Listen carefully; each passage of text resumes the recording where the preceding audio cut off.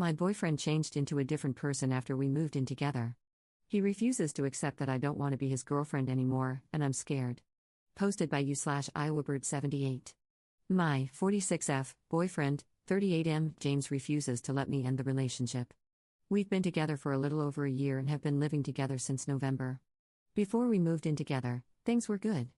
We lived in different areas, so most of our time together was over weekends. We got along well, talked often, phone and text, did things together, met each other's families, etc. If any issues arose, we talked about them and worked it out. That's why we decided to move in together. That's when things changed. After moving in together, he started becoming more and more clingy, wanting to spend every available minute together. He started staying home a lot. I work from home. Suddenly, we were constantly together. It started to become an issue. But when I tried to talk to him about it, it was somehow my fault he was being that way. I wasn't giving him quality time, because being in the same room with someone isn't being together, just occupying the same space. So I made it a point to give him one-on-one time, without distractions, daily. It got worse. He started throwing tantrums. We'd get invited somewhere, and at the last minute, he'd decide he didn't want to go but said it was fine if I did. I wouldn't be gone 30 minutes before he'd start texting me, and he'd text nonstop the whole time. If I stopped answering, I'd get messages like, "I won't be here when you get back," or, "You're not going to like what you find when you do get back." Then, when I did get back, regardless of whether I came back right away or hours later, he'd be crying and telling me how neglectful and dismissive I was of his feelings. At first, I listened and apologized, and tried to be more mindful. But then his insecurities started. He began questioning if there was someone else. He said it was his insecurities, nothing I was doing, but that it was better to voice them and get my reassurance than to let them fester. That made sense the first time, maybe the second time, but not the 15th time. We started arguing. When exactly would I have time for someone else? We are never apart for more than 10 minutes. It just got worse. He started arguments over nothing. Nothing would be going on, nothing would happen, he'd just come into the room yelling. He's read my journals. He either goes through my phone or has installed spyware on it.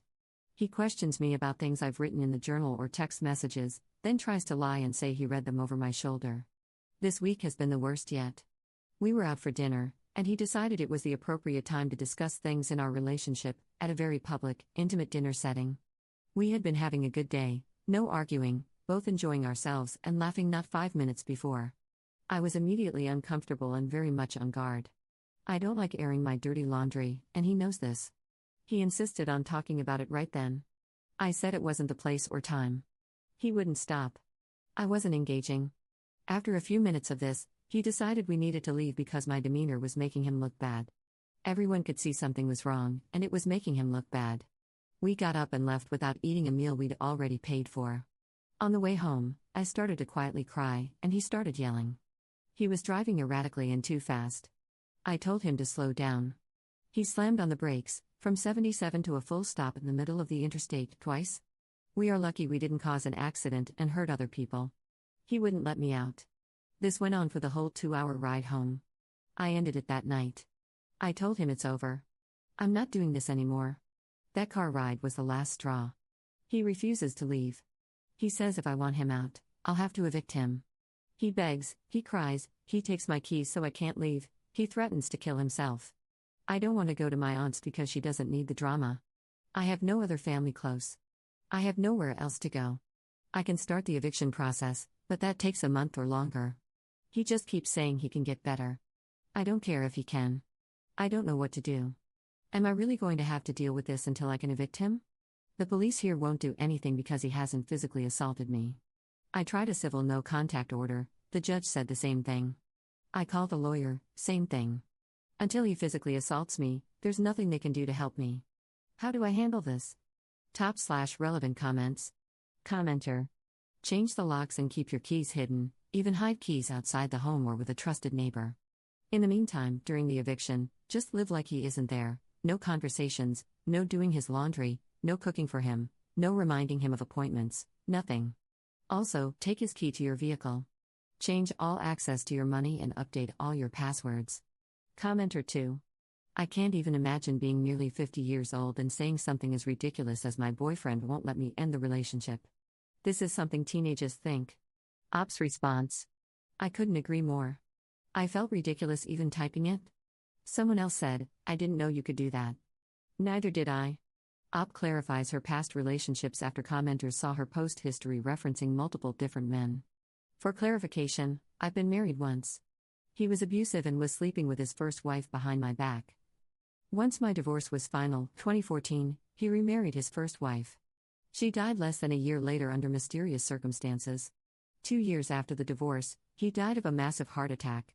He has a son that I raised for years, who is 17 now. My boyfriend died in 2017. He fell asleep while driving home from work, graveyard shift, crossed the center line, and hit a semi head-on. The steering column was pushed into his chest, broke his ribs, and a rib punctured his heart. He was pronounced dead at the scene. He was a mile from home.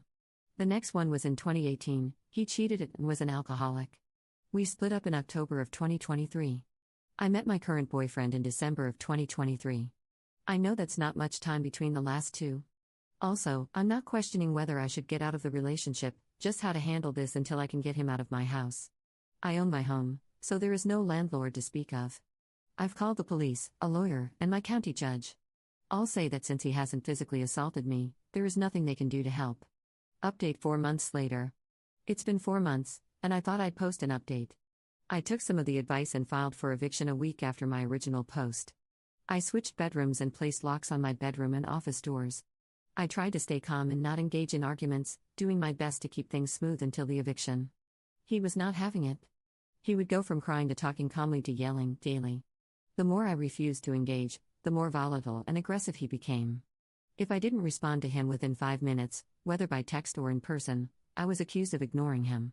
It didn't matter if I was working, driving, doing things around the house, or just sitting at home. It was exhausting, and I was just counting the days. Approximately 1 week before the eviction, he was sending me texts while sitting in the same room. I finally told him I wasn't going to answer another message. He sent 3 more long texts. I set my phone down and got up to leave the room. He attacked me before I got to the doorway. He knocked me to the ground, slammed my head and arm against the floor, tried to force himself on me, and then headbutted me, giving me 2 black eyes. After this, he took my phone, loaded his things into the car, and left. This happened on a Friday evening. My cousin and a friend came to stay with me for the weekend. That night, my friend found a hidden camera in my fireplace. I took pictures and disconnected it. We spent the rest of the weekend looking for others. We didn't find any more, but we did find a GPS tracker on my car. We also found that my basement door, the one that leads outside, had been tampered with. Additionally, the interior basement door, which has a chain lock, had the bracket screws clipped short and then pushed back into the frame. It would hold with no pressure, but with just a bit of force, it wouldn't, rendering the lock useless. I documented and took pictures of everything. He continued to call and make threats all weekend. He said he went back to his hometown, but I don't think he did. I think he sat in his car watching my house all weekend. The following Monday, I filed for a no-contact order through the courts. That same day, he was arrested on his way back to his hometown, on unrelated charges. I was granted the no-contact order. He is still in jail. The last couple of months have been an emotional struggle. I didn't realize how much of a toll all of this had taken on my mental health. I've been looking into therapy, it couldn't hurt at this point. My physical injuries have healed, with no permanent damage, just swelling and bruising. That's it. I've just been working on myself.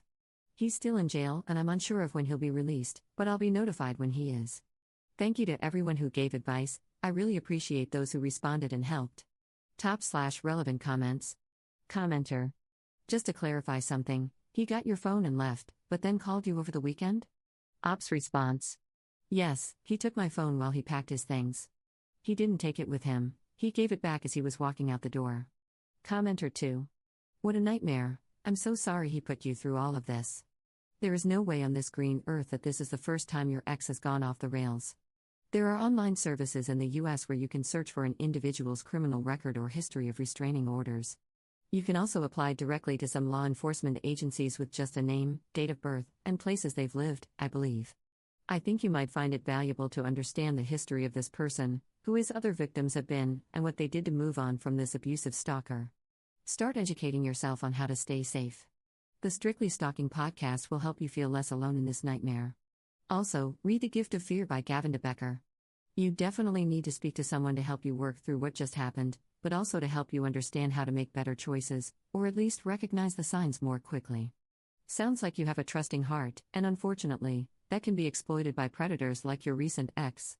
Also, whoever you see for therapy should be familiar with vulnerable narcissists, NPD. If they aren't, they might not be much help. Ops response: You are correct, he has priors. He was imprisoned in a different state. He trapped his ex-wife inside their home by screwing the doors shut, lit the house on fire, and drove away. She was able to escape through a bathroom window. I can't remember the exact charges he was convicted of, but he spent 6 years in prison. I feel very foolish.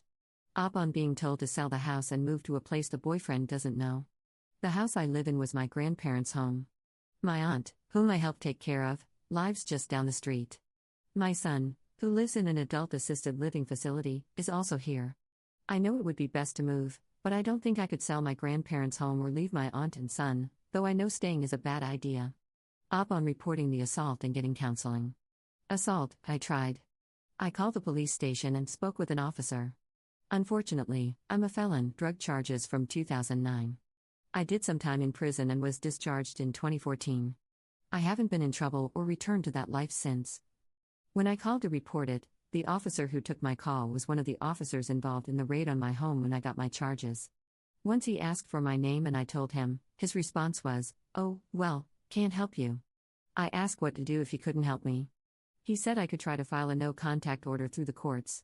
So that's what I did. Counseling, I've started looking into it. I've got to find one that my insurance approves.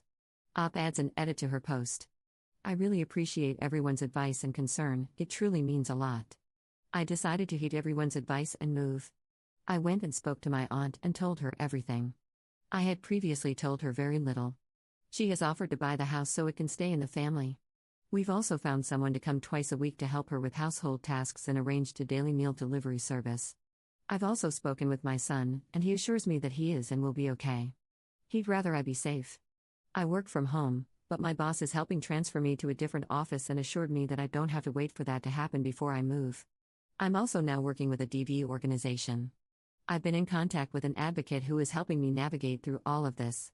I'm overwhelmed and stressed, but I'm doing what I need to do so that I'm safe. I'm sad and disappointed in myself for putting my family in this situation and making them have to rearrange their lives because of my bad choices.